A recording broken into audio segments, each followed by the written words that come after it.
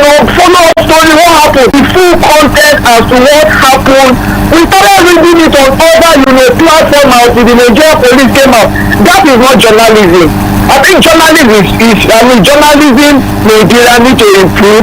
Investigative journalism, like I said, has died a natural death, and every time it pained me. That's why I said Dele Juma will be weeping in his grave when we look at the standard of journalism we have in Nigeria today. Okay. Because it is not what he actually died for. Okay. Thank you so much. Thank you, Alameen, for that one. Alameen right there saying that journalism, or especially investigative journalism, has died in our dear country, Nigeria. But do you think differently? Could it be that it might just be some of the laws that we have put together, that is somewhat limiting, the success of journalism in our dear country? Well, we still have you, Mr. Benedict Olaleko. Let's just take this call, then we'll get back to you. Hello, good morning. Sorry, sir. Yes, good morning, Obasanjo. God bless you. Welcome aboard. So you're calling from Alawi. Happy New Year. Happy New Month, my brother. Let's get into it. Okay, and our best over there, sir. I salute to you, right. And I happy New Year to you and your family. Happy New Year to this family completely. Right. But a nice topic from your guest over there, giving unbiased analysis on journalism.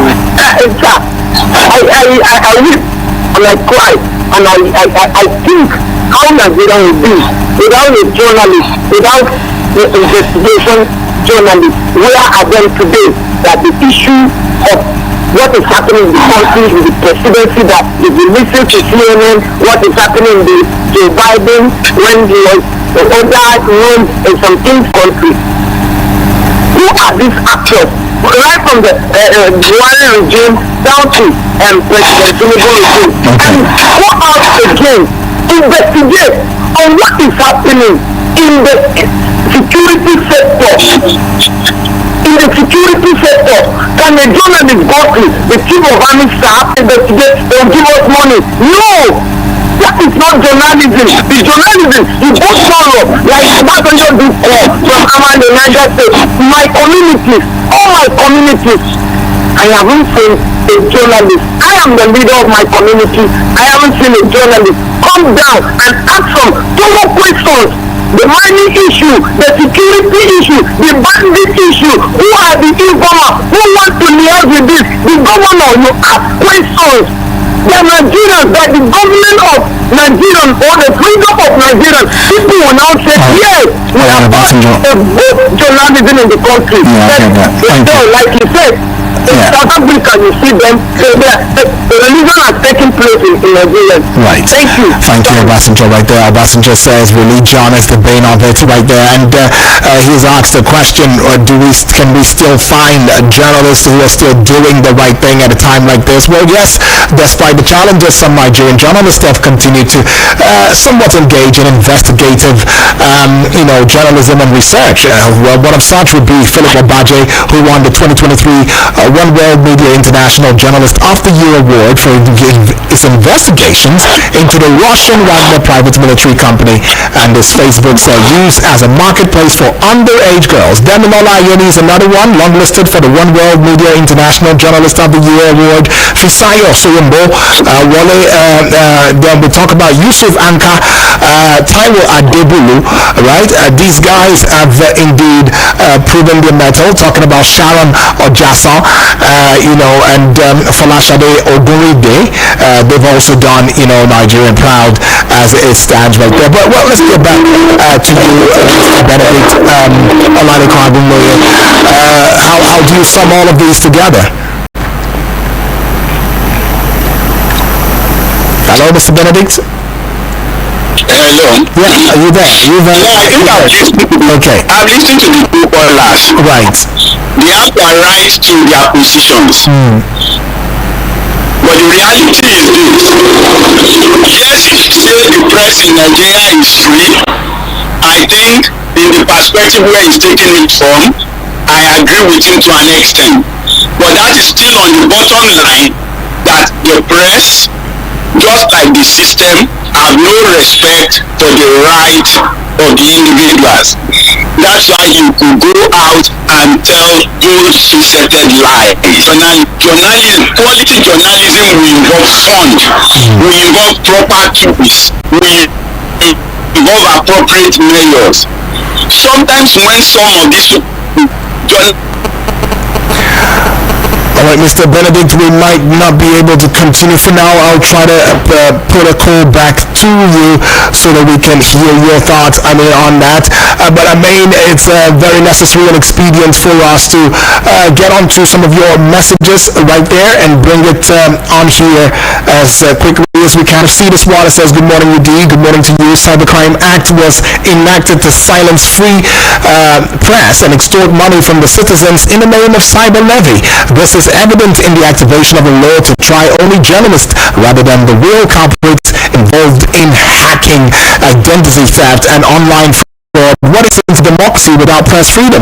We should rise in unison to call for the amendment of sections of the law that offend free press, right? And I see this one from Taken Be Hindu says, good morning, listeners. Many a times when you listen to CNN and BBC, that's when you hear the truth about what's happening in Nigeria. However, I commend many journalists who remain on the path of truth, right? Taken Be right there saying his thoughts on that one as well. But should we also bring it to you? The Cybercrimes Act,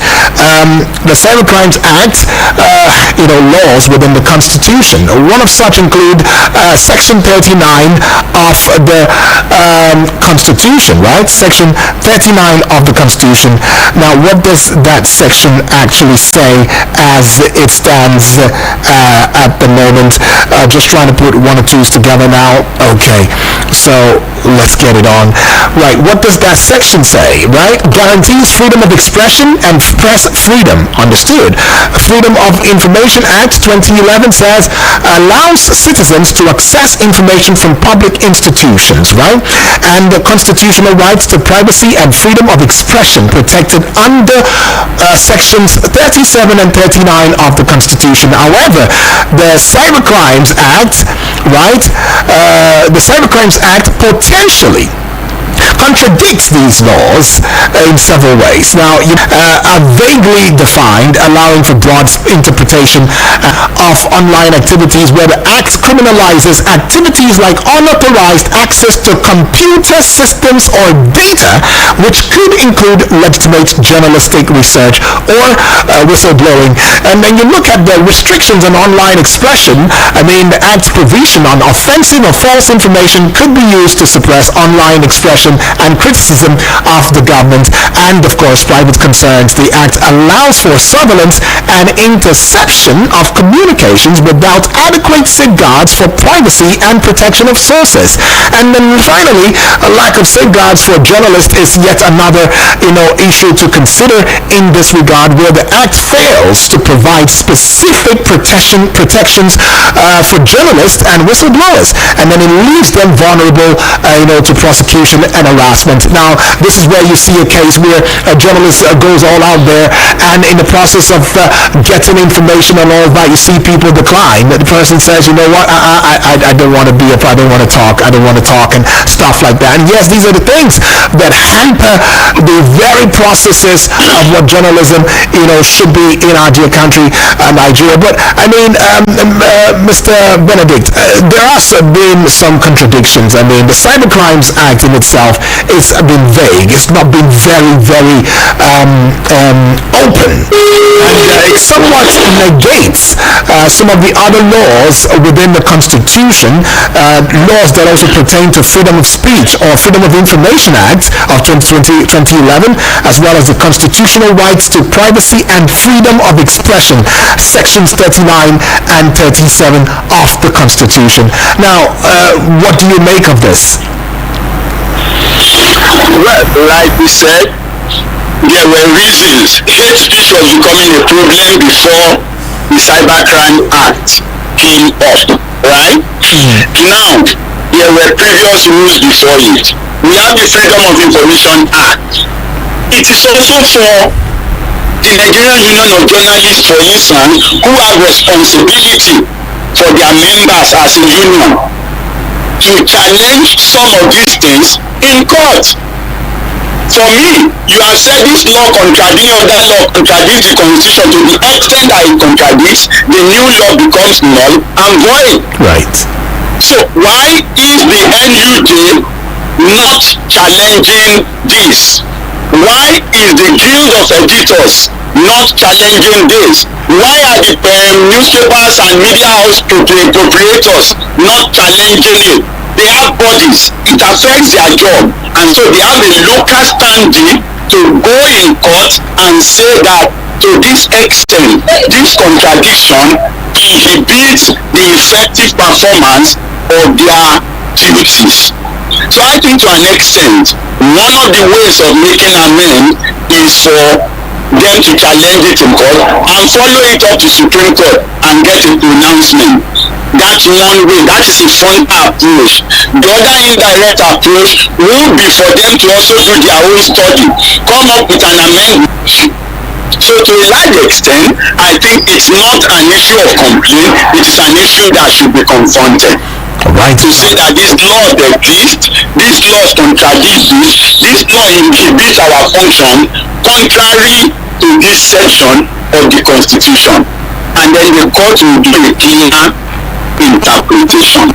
Right. But beyond that, I think there is not much that can be done other than just complaining.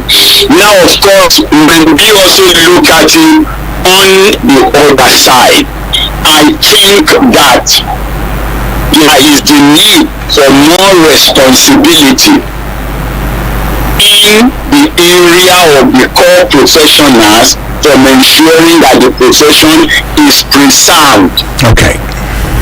As against the current trend where everybody can throw anything online and they still wanted to be treated as journalists. People do not understand the ethics of the profession. There should be a way within the profession to sanction them or to prevent them from misrepresenting the profession. Because I think right now that there are a lot of charlatans misrepresenting journalism in Nigeria. Okay.